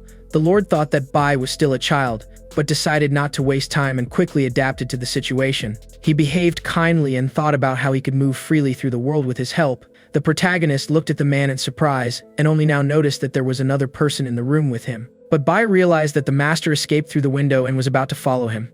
However, the man grabbed him by the clothes and asked the main character to stop. Bai was surprised that this man knew his name. The Lord said he had to give a message from the boss and offered to discuss everything. Harris sat at the table and said that the master believed it was time for him to develop on his own. Bai started to cry because the master had really abandoned him, and Harris said that they would see each other again. Then the man embarrassed himself, questioning why the guy ignored him when he said hello to him. Bai heard the question and thought about the answer for a second, and then explained his reason. The protagonist said that the master had already asked him to stay away from Harris. The Lord asked how Bai knew it was him. Bai replied that the man fit the description. A blonde man with a scary look who never shaved his mustache. The protagonist remembered that he never received a badge and asked if the man could help him. Lord Harris agreed to help with the record and took out a small white crystal, then put it on the table and asked Bai to pour some internal energy into it. Bai did everything as Lord Harris asked, but the crystal began to glow suspiciously mind, and then exploded, breaking a window in a piece of the wall. The explosion was very loud and all the birds rushed to fly. Bai and Harris sat quietly and tried to recover from the recent explosion. The protagonist got angry and told the man that the master was right and that he could not be trusted or trusted for help. The man tried to justify himself and said that the crystal was too weak and couldn't handle its energy. So Harris brought another stronger crystal and said it was called ᴄᴏᴘᴘ. The crystal shone depending on the person's level. When the sword god touched it, it turned bright red. Bai asked if he could keep his level a secret, and the man advised him to reduce the flow of energy. Then the crystal began to glow yellow, which meant that the person wielded the level 7 sword. Bai said that it needed to be even lower and weakened his energy flow to the green color of the crystal, which meant the 4th level. But he considered it too much and kept reducing the flow of his internal energy. Bai was pleased when the crystal turned white, and Harris couldn't believe that the guy wanted to be a level 1 swordsman. The protagonist was happy and pointed to his white badge, but the man didn't understand how he could want to pretend to be a newcomer. After that, Bai got up from his seat and said goodbye to the man. The boy was about to leave through the window when the man stopped him again. The protagonist asked what else the man wanted from him. Harris invites him to discover the nature of his power. Bai wanted to test the sword, but the man said that if he uses it all the time, the characteristics will be similar. The protagonist agreed to test the nature of his power and reached out to the small ball that Harris brought. The magic ball began its work. All the matter of his world was divided into 7 different categories. In addition to the elements fire, earth, and ice, there were also elements such as aerial lightning, light, and also darkness. Each person was a carrier of an element. The elements can enter into different reactions among themselves, to the point of mutual destruction. Many compare swordsmen by strength, but they belong to one category or another. Harris believed that this approach was not correct because despite his rare element, he worked hard to achieve success.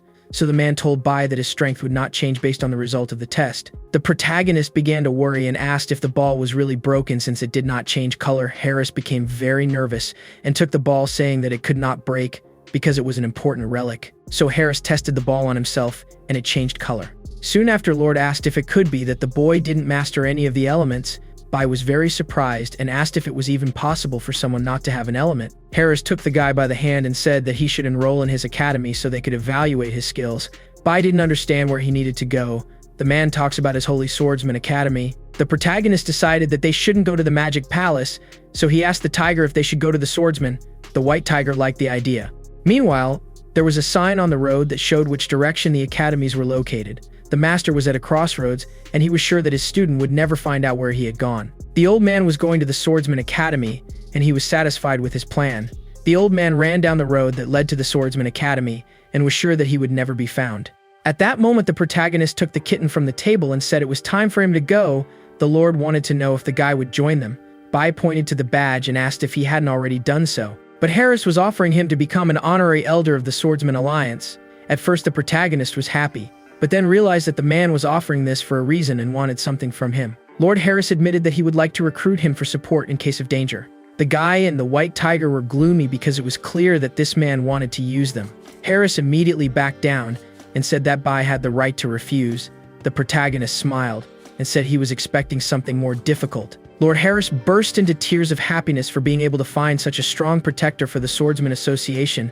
At that moment, the protagonist again tries to leave, but the man asks if he would still go to the Swordsman Academy. Bai replied that he would come later because he was going to the Mitchell Chamber of Commerce to meet someone. Lord Harris was shocked and asked if this guy was able to find Luo. Bai didn't know who the man was talking about, and Harris was happy that Mitchell wouldn't accept, so he said he wanted to give the guy one more piece of advice before leaving. Then he started drawing something on a piece of paper. The man showed a portrait of Ariana's grandfather and ordered the protagonist not to trust him under any circumstances. Bai noticed that the man looked suspicious, and Harris said that the old man was a miserly man. The protagonist finally came out of the building and told the tiger that he was very hungry. They were interested in trying the local food, and since there was only one way to find out the answer to this question, Bai and the white tiger rushed to look for a cafe.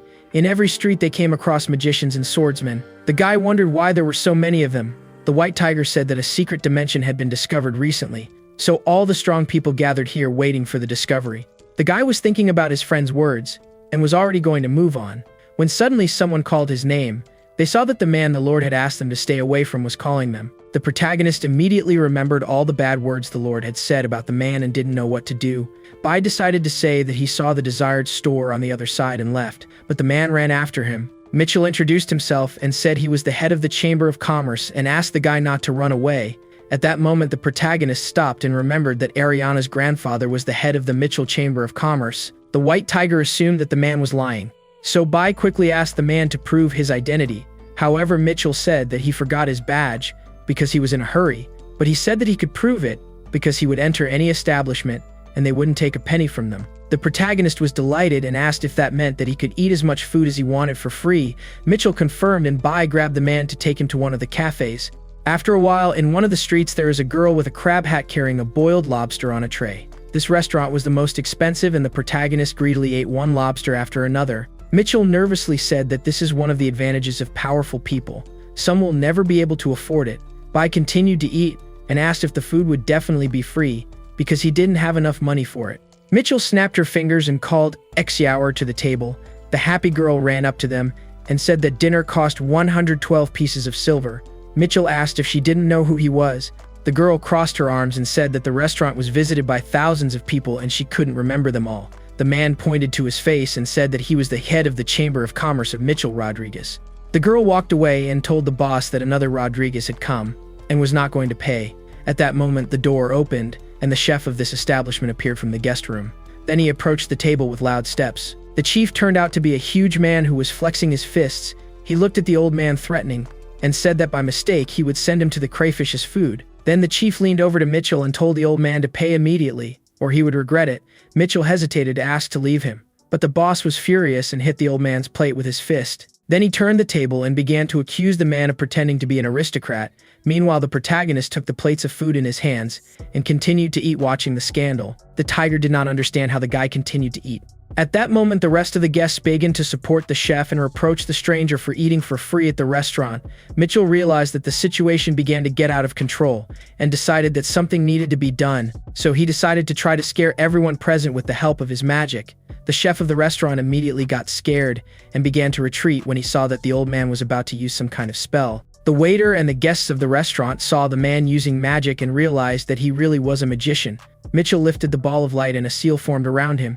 Then he asked how they dared to doubt him. The chef of the restaurant fell to his knees and began to beg the old man to spare him, but Mitchell wanted him to say it more confidently. Soon the protagonist shouted and ordered the old man to stop. The men looked at the guy expectantly. Customers and the waitress also looked at Bai carefully and waited for further action.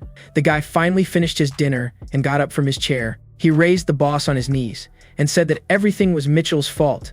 Bai told the chef not to be upset and said that he would pay for dinner himself. The man cried and thanked him. The old man watched in confusion as the protagonist took the money, but the chef of the restaurant refused to take the money. One of the men told the waitress that the boss was still so sensitive, and the girl was surprised that the old man turned out to be a magician. Mitchell was upset because he couldn't try a single bite in the restaurant. When they left, Bai said it's not clear how everyone knows him here, but the old man said he was just unlucky. So he suggested going to the Chamber of Commerce so the guy wouldn't clear his doubts, and Bai agreed. So they went to the Mitchell Chamber of Commerce. After a while they arrived and an auction of treasures was being held. There was a queue. Bai was surprised by the large number of people and Mitchell explained that today is the annual auction, but they could go. Right near the entrance there were two girls dressed as bunnies. They let people pass and asked them to prepare the payment in advance. Mitchell appeared next to the girls and coughed to get their attention. Then the man asked how the sales were going and the girls said they still had enough tickets, so it was okay. After that there was an awkward silence and the people in line looked at Mitchell with displeasure. Mitchell asked the girl if she denied him. It turns out that neither the girls nor the visitors knew who he was. To the old man this was a scam. At that moment, the men in line assumed that the old man was annoying the girls and decided that they could teach him a lesson. The protagonist smiled at the men and said that the old man just wanted to jump the line and was not bothering the girls. These words angered all the people who were in the long line, and now everyone wanted to teach the old man a lesson. Then the men began to condemn him for disorderly conduct.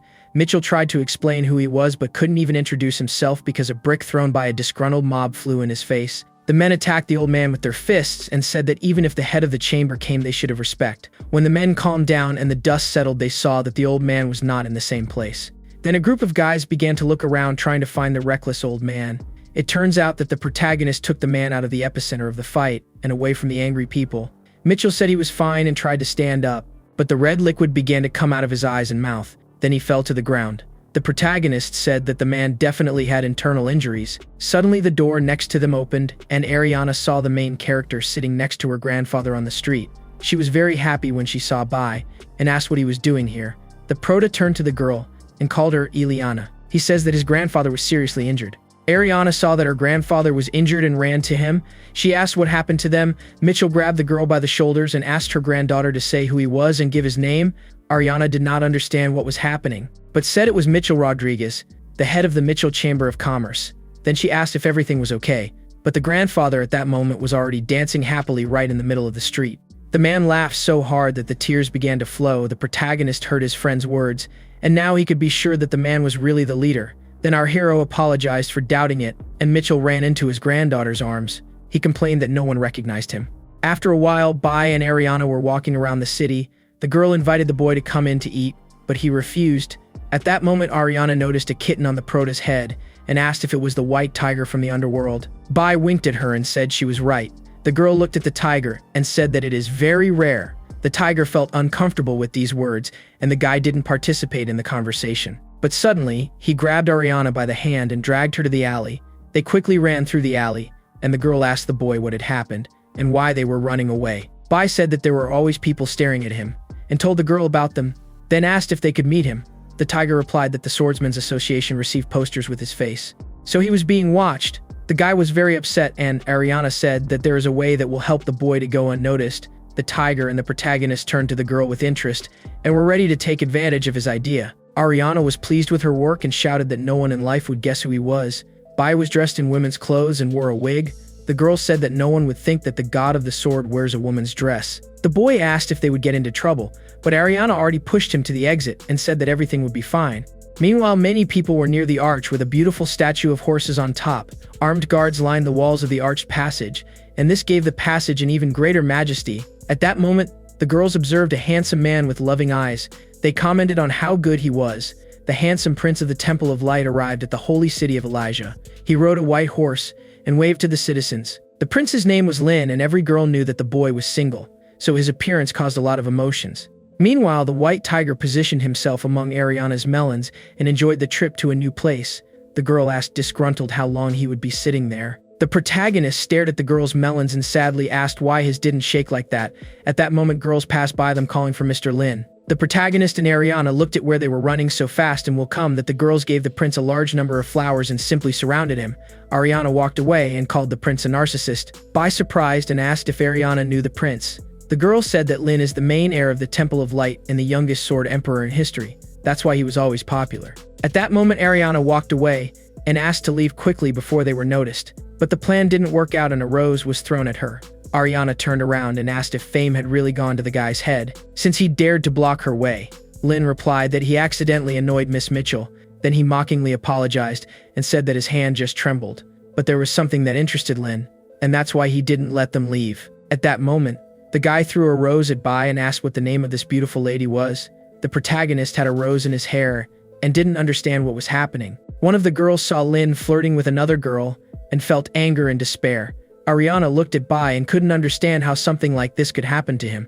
The boy reached Rosa and the girls continued to look for fault with Bai. Lynn immediately got off his horse and said that only this girl caught his attention.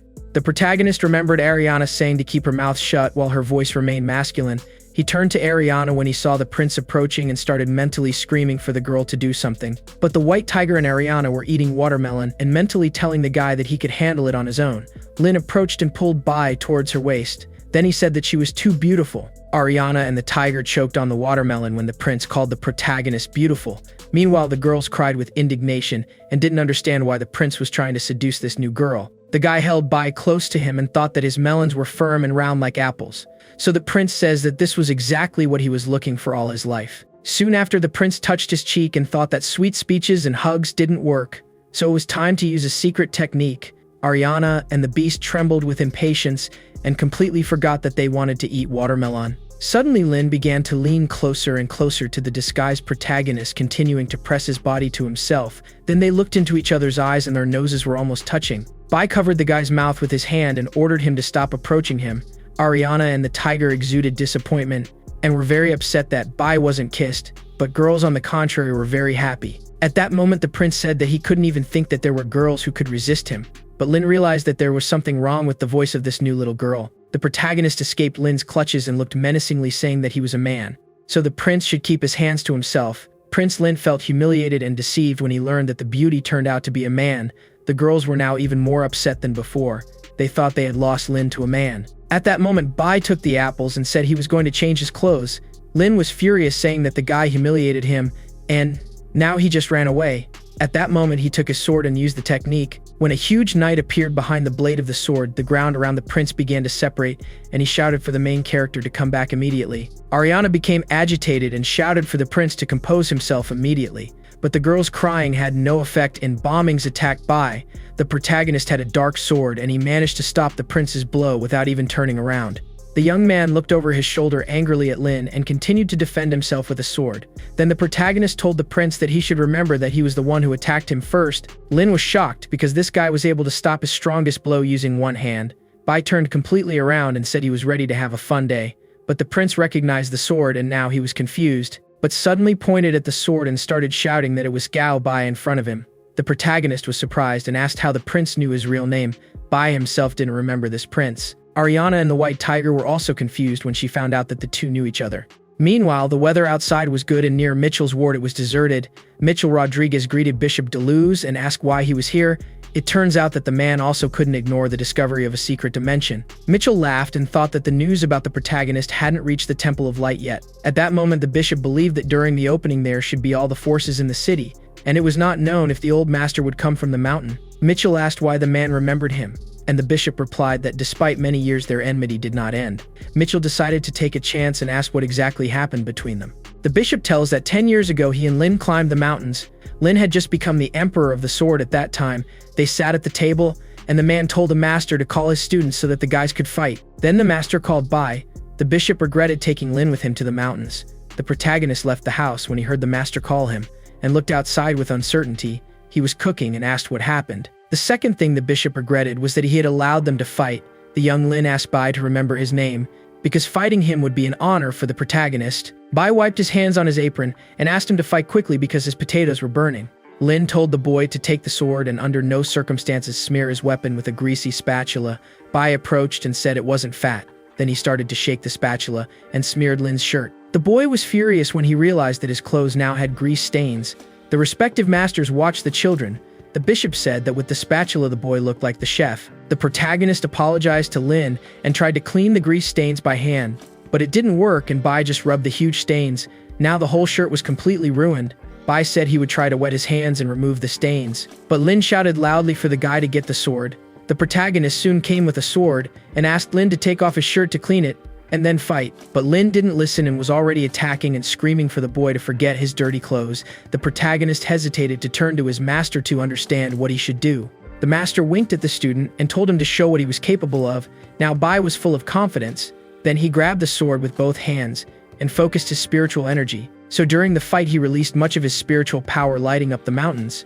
In this battle, Prince Lynn quickly lost and all his clothes were torn. At that moment we return to the present day. and Lynn reveals to the protagonist that he was waiting for the opportunity to fight again for 3,532 days. After these words, the protagonist finally remembered the guy. He was the same crying baby who lost to him when they were children. The girls were shocked because in the prince's autobiography it was written that he never cried. Bai also remembered that the guy wet his pants and was forced to clean up. Lynn was terribly angry, and since then he constantly trained with heavy weights. The guy trained his body in the water and spent a lot of time with dolphins to be able to swim faster than them. In addition, Lynn added that he didn't forget to include running through the Black Forest in his training. Then the prince shouted that he was no longer the same boy. At that moment, he jumped on Bai to attack him from above. The prota did not understand what the problem was and why Lynn was so angry if he was telling the truth. The White Tiger and Ariana were very worried about the guy. They shouted for Bai to dodge the blow. Our hero looked at the enemy and saw that he was approaching quickly. Lynn flew to the guy and all his anger disappeared when his head was full of memories of the previous battle. He remembered very clearly the moment when the protagonist hit him through spiritual power. Because of these memories, the prince again felt like that pitiful boy and tears appeared in his eyes. Bai took a step to the side and the prince fell at his feet with his sword. The protagonist looked at the unconscious prince and said that he didn't even do anything. At that moment, the guards appeared and saw that someone dared to harm the prince. Bai wanted to explain that he didn't do anything, but Ariana said it was useless. Then the girl ran forward and used her fire magic, forbidding the guards from approaching. There was a small beam of flames in front of the men, but none of the guards were harmed by it. When the fire and smoke cleared, the men became worried and noticed that there was no one in front of them, and the prince also disappeared. They ran away and the protagonist asked why they took the prince. Ariana replied that they should be friends to avoid trouble. Suddenly, the girl turned around confused to ask what that strange sound was. At that moment, she saw that Bai was simply dragging Lynn on the floor. Bai couldn't understand why the girl looked at him like that. Due to this careless way of transferring the body, the prince suffered many injuries and they lost the chance for peace talks. After a while, they stood by the prince's bed. The protagonist said he didn't think and just grabbed him as the girl asked. The fight was interrupted by the sound of the door opening and two men who came to check on Lynn. The bishop of the Temple of Light saw that Lynn had his face hurt and cried, asking how this happened to him. Mitchell approached his granddaughter and asked what happened. Ariana exhaled and said there was a misunderstanding. The man heard the girl and said he was pretty sure they couldn't settle everything peacefully. Bai at that moment walked up to the bishop and bowed. He apologized and said it was all his fault. The man was furious and was ready to tear Bai into small pieces for what he did to the prince. This bishop wanted to teach the little one a lesson and ran to Bai. Mitchell yelled at the man that he does not advise to act rashly, because the protagonist was the god of the sword. The bishop froze in front of the guy and began to process the new information. So at that moment he took Bai's hands and said that they had not seen each other for a long time. The protagonist does not remember having met the man. Then the busko tells that he was a close friend of his master. The Mitchell family was able to breathe a sigh of relief, but soon the maid appeared in the room and called Mitchell, saying that the top of the Association of Magicians had arrived. Ariana's grandfather said that he had important guests and would like to introduce Bai to them. So they soon left the room and the bishop waved to them gently. When the doors closed behind them, the bishop dropped the sympathy. He became absolutely serious and thought about his actions, because now Bai was the sword god. At that moment he turned to Lynn and asked why he got into a fight with someone many times stronger than him. Then this bishop smiled and said that such an opponent could not be defeated by force. Then they would have to find some kind of loophole. Meanwhile, the protagonist walked down the hallway. The tiger sat on his head, and they admired the beautiful view from the window. Mitchell Rodriguez asked her granddaughter to keep an eye on Bai and not let him talk to anyone. Ariana asked why, but didn't understand why they were distracted by a pink light. Not far from the building, a huge beam of pink energy shot into the sky, and its source were in the forest, not far from the mountain. Ariana was very happy and asked her grandfather if that was what he thought. Mitchell said that the girl was right, and now a secret dimension opened before her eyes. Every 1,000 years, secret dimensions are opened on the continent of Yulan, and the beam of pink light is directed towards the sky. In secret dimensions, you can find a variety of artifacts such as stones, minerals, herbs, or weapons. Anyone who enters the secret dimension has a chance to gain power, so it was a very popular event. These places always attract people who strive for success and new heights. At that time, people rush to the place where a passage to a secret dimension opens in large numbers and everyone dreams of power. An unknown guy almost reached the entrance of the secret dimension and shouted happily that he would be the first to get there. This man had dreamed of becoming a sword god all his life, and was now confident that it would happen. But in the next second, the guy's skeleton fell to the ground, scaring the rest of the crowd. Lord Harris said that the dimension has not yet opened and whoever hurries will immediately lose their lives. Usually the king of the gnomes also came, and he said that he would quickly deal with all the competitors. Eston was the king of the elves, and he said that all these people would be cannon fodder and only a few would survive. He turned gently at the sound of the voice and saw many other elves next to the king. The little king said that it infuriates him, because Eston is always around. So hearing this, the elf proposed to organize a battle before the opening of the dimension. Mitchell Rodriguez said that it would look ugly and the king still have to look decent. The common people realized that the entire top of the Holy Council was gathered, and they were extremely serious. Lord Harris pointed to Mitchell and said that it seemed to him that he had lost some of his warriors. Mitchell replied that he was fine, and that he already had adequate help nearby. Lord Harris hoped that the man had not spoken of the protagonist. Suddenly warriors with fireworks surrounded Ariana and Bai. The Lord was about to cry when he saw that the protagonist was going to help Mitchell. The other man named Lee saw that the prota had a white badge and laughed. Eston also smiled and said that the guy didn't even look experienced. Ariana was very embarrassed and started pulling her grandfather's mustache and saying that Bai is not her son-in-law. Mitchell replied that maybe one day he would become one, but someone shouted that he was against that relationship. This man turned out to be the prince of the city. Elijah said that Ariana belongs only to him.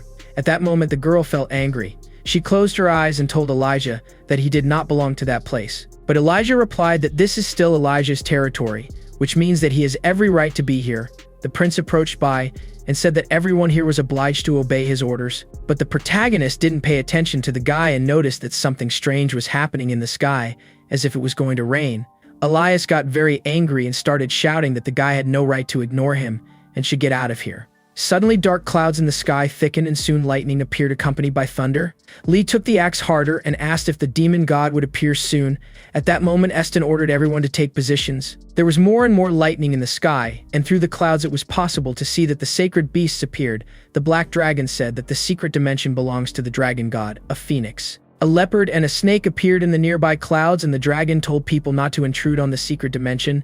Mitchell was worried and didn't understand when the dragon god returned to his world. Lord Harris noticed that the Kai was too powerful, and soon the clouds began to part. The dragon god said that he would not like to eliminate weak insects.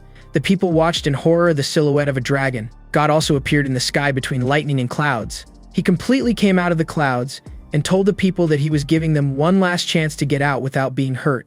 The man looked down menacingly, and the amount of lightning around him increased. Then he ordered the people to run. The people began to retreat, and the man was glad that everything was going as planned.